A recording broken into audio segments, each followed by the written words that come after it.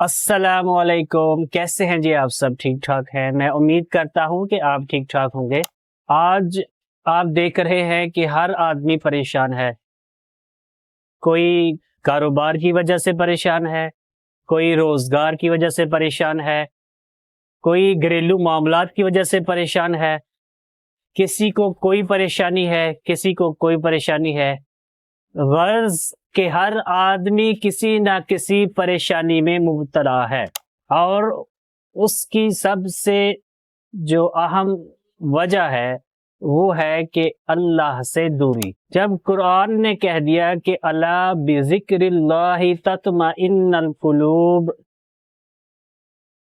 کہ دلوں کا اطمینان اور جو دل کا سکون ہے وہ اللہ کے ذکر میں ہے۔ اللہ کے ذکر کے بغیر انسان کو سکون میسر نہیں ہو سکتا۔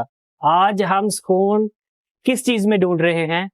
آج ہم سکون ڈھونڈتے ہیں دولت میں، آج ہم سکون ڈھونڈتے ہیں بڑے عہدے میں، آج ہم سکون ڈھونڈنے کی کوشش کرتے ہیں کسی بڑے M P A M N A سے کے ساتھ تعلق ہو جانے سے۔ آج ہمارے سکون کا تعلق جو ہے وہ ہم اللہ کو چھوڑ کر دوسری مخلوق سے ڈھونڈنے کی کوشش کرتے ہیں۔ آپ دولت سے لگژری گاڑی تو خرید سکتے ہیں لیکن آپ کو سکون میسر نہیں ہو سکتا۔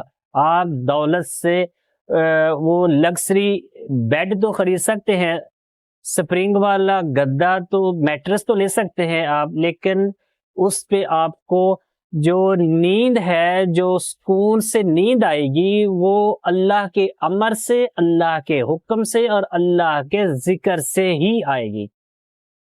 آپ تجربہ کر کے دیکھیں، میری ایک چھوٹی سی بات مان کے دیکھیں۔ آپ نماز پڑھنا شروع کریں، آپ بعد جماعت نماز پڑھنے کی کوشش کریں، اس میں آپ کو جو سکون میسر ہوگا وہ کسی چیز میں آپ کو سکون نہیں ملے گا۔ ایک جو دل کو اطمینان ہوتا ہے، ایک جو دل کو تسلی ہوتی ہے، وہ نماز پڑھنے سے اور تلاوت قرآن سے۔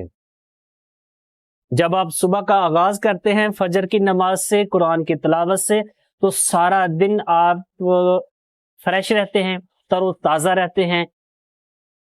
اور اگر آپ نماز نہیں پڑھیں گے تو سارا دن آپ کو ایسا ہی ایک بوجھ سا محسوس ہوگا، کوئی نہ کوئی کمی آپ کو لگے گی۔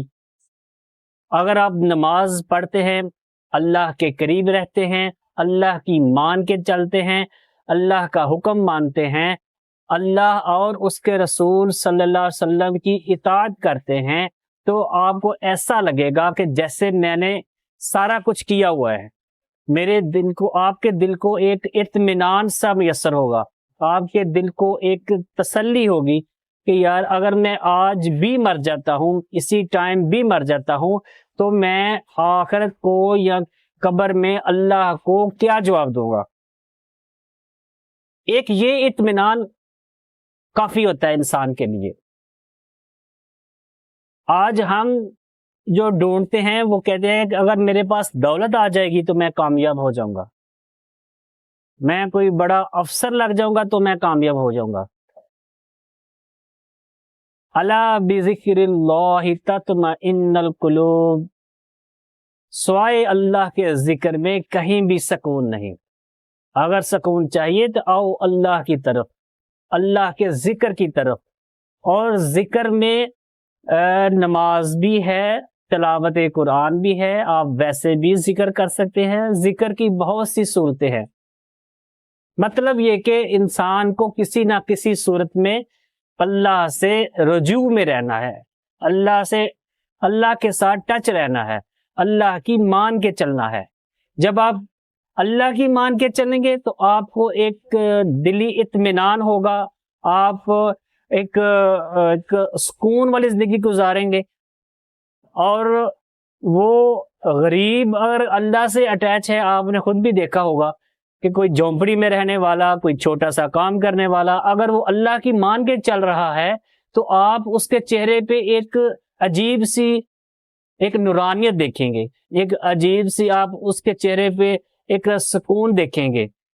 جبکہ اس کے برعکس اگر آپ کسی دولت مند کو دیکھتے ہیں، کسی بڑے عہدے والے کو دیکھتے ہیں، کسی بڑے عیاش کو دیکھتے ہیں، تو آپ کو ایسا ہی لگے گا کہ جیسے اس میں کچھ نہ کچھ کمی ہے، کچھ رہتا ہے اس میں، اس کو کوئی سکون میسر نہیں ہے، یہ سکون والی زندگی نہیں گزار رہا.